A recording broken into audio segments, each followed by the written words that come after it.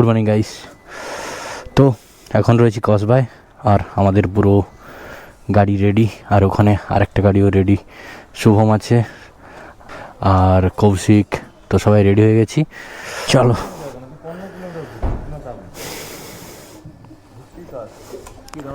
জয় জগন্নাথ, জয় দেব, জয় মা, জয় গুরু। চলো চলো তাহলে, সেফ জার্নি ভাই। ঠিক আছে চল, সামনে যা, তোকে ফলো করতে হবে।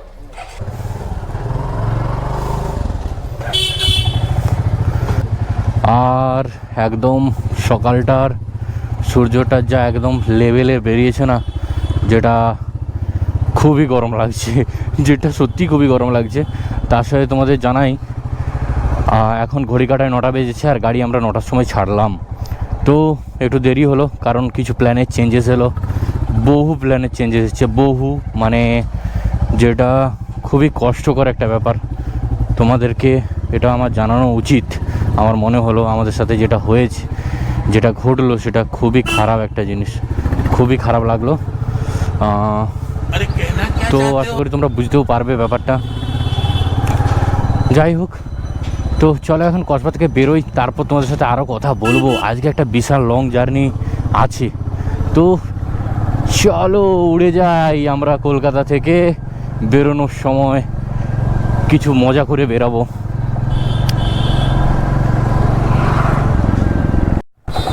তো বন্ধু, আমরা ফুয়েল আপটা মোটামুটি সেরে নিয়েছি। এবার আমরা পাম্প থেকে বেরোচ্ছি, বেরিয়ে আমাদের ডেস্টিনেশন তো বিশাল একটা দূর। আজকে একটা রাইড সত্যি একটা অন্যরকম করার ইচ্ছা আছে, যদিও মনটা খুবই খারাপ, খুবই খুবই খুবই খুবই খারাপ, খুবই খারাপ মন আজ, মানে তোমাদের বলে বোঝাতে পারবো না। যাই হোক চলো, তোমাদের সেটাও শেয়ার করবো তোমাদের সাথে। এমনিতেই ব্লগটা শুরু করেছি মনটা খারাপ দিয়ে, ভালো লাগছে না।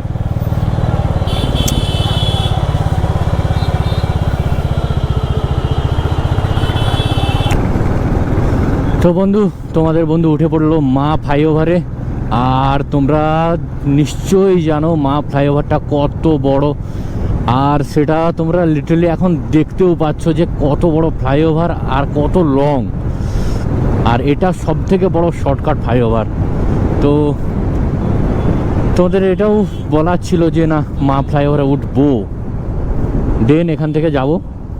তো এখান থেকে ভিউটা দেখো কত সুন্দর লাগছে, জানি ভালো লাগবে। আর কলকাতাতে এসে না বাইক চালানোর মজাটাই পেয়ে গেলাম আজ। সকাল সকাল বেরিয়ে এত যানজটের মধ্যে রাড়া করে বাইক ছুটিয়ে একদম চলে এলাম মা ফ্লাইওভারের উপরে। তো তোমরা দেখতেই পাচ্ছ আমরা কোথায় আছি। তো আর নামটা বললাম না, কালকে এই রাস্তা দিয়ে এসেছিলাম সেম, আজকে এটা দিয়েও ব্যাক করছি।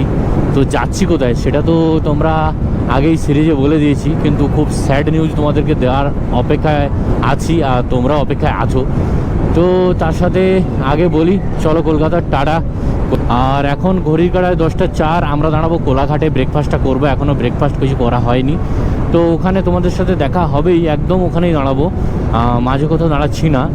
আর তার সাথে যেটা বলছিলাম তোমাদের, সবথেকে একটা কষ্টের কথা যেটা হয়েছে, দার্জিলিংটা ক্যান্সেল করতে হলো। আর তার সাথে সাথে সিকিম যে সিরিজটা, সেটা পুরোটাই ক্যান্সেল করতে হলো, কারণ সিকিমে তুষার পড়ছে প্রচুর, দার্জিলিংয়ে প্রচুর ঠান্ডা তুষার পড়ছে।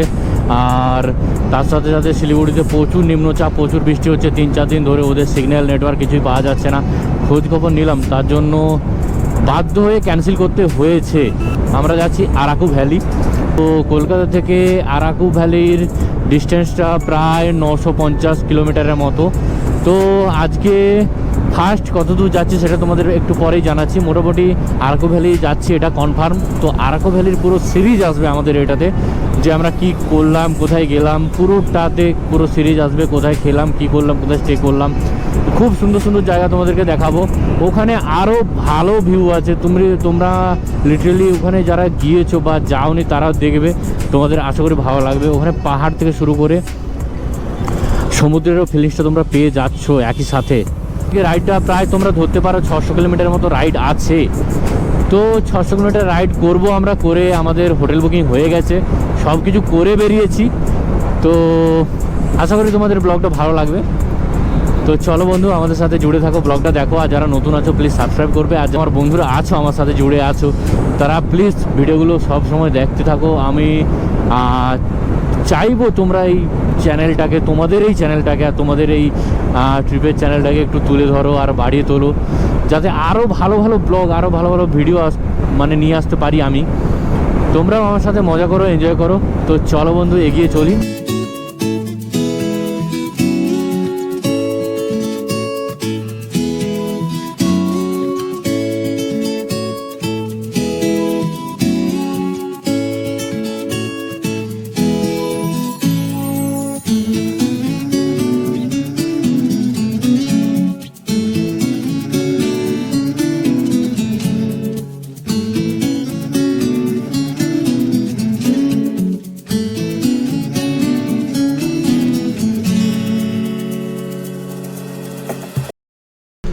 তো বন্ধু, আমরা মোটামুটি রেডি, ব্রেকফাস্টটা হয়ে গেছে। এবার জার্নি আমাদের স্টার্ট হবে।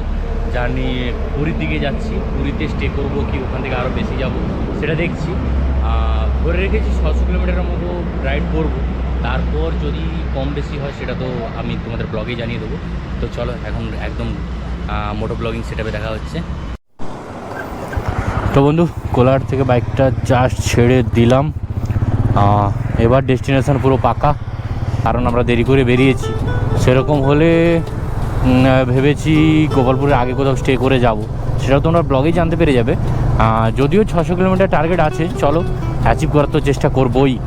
ঘুরে ঘুরে চলে এলাম খড়গপুর, আর খড়গপুর বাইপাস ধরে চেন্নাই রোডে উঠেও পড়েছি। এখন রয়েছি বালাসরে। উড়িষ্যা ঢুকে গেছি। ওয়েস্ট বেঙ্গল থেকে যাওয়ার কথা ছিল ওয়েস্ট বেঙ্গলের উত্তরবঙ্গে, আর এখন আমি আছি উড়িষ্যাতে। তো বালাসরে আসার সঙ্গে সঙ্গে তোমাদেরকে দেখাই, আমার ডান দিকে কত সুন্দর পাহাড় দেখতে পেয়ে গেলাম। দেখো ভিউগুলো অনেক সুন্দর, তো আরও দেখতে পাবো।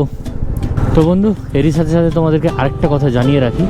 আমার রাইট সাইডে তোমরা দেখতে পাবে একটা খুব সুন্দর পাহাড় আছে। তো এর চূড়োতে পঞ্চলিঙ্গেশ্বর টেম্পলও আছে। তো ফেরার পথে যদি আমি পারি এটাও তোমাদেরকে দেখাবো। সামনেও পাহাড় তোমরা দেখতে পাবে। আর ওয়েদারটার কথা তো বলেই কথা নেই, ওয়েদারটা খুব সুন্দর হয়ে গেছে। মানে হালকা বৃষ্টি একটু আগে এসেছিলো, কিন্তু এখন বৃষ্টি হচ্ছে না, কিন্তু মেঘলা করে আছে পুরোটাই, একদম মেঘলা করে আছে। ওয়েলকাম টু পুরী বন্ধু। দীর্ঘ প্রতীক্ষার পর, অনেকটা জার্নির পর, অনেকটাই পথ অতিক্রম করার পর পুরী ঢুকলাম। মোটামুটি এখন ঘড়ির কাঁটায় 9:28, আর ঢুকে গেলাম পুরীতে। আমাদের হোটেল বুকিং আছে। দেখো আমরা পুরো জগন্নাথ দেবের কাছে চলে এসেছি। জয় জগন্নাথ।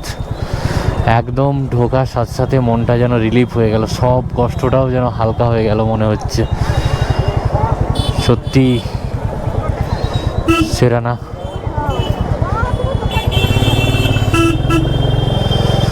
দেখো এখনো কত মানুষ এখানে, কত মানুষ। আর তার সাথে কত মানুষ, বাপরে, সত্যি জয় জগন্নাথ। তো চলো এখন এখান থেকে আমাদের হোটেলে যাওয়ার পালা। একদম সোজা হোটেলে যাব।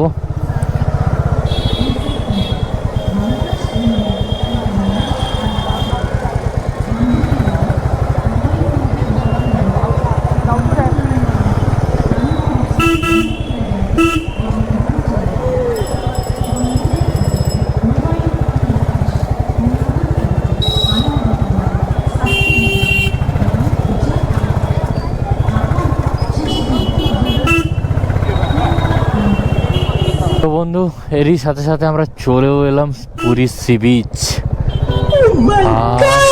এই যে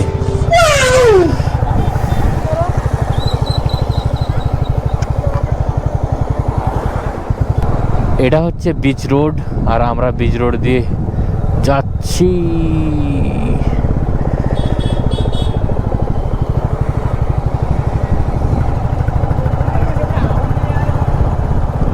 দেখো বন্ধু কত দোকান, আর ওই দেখো সমুদ্র।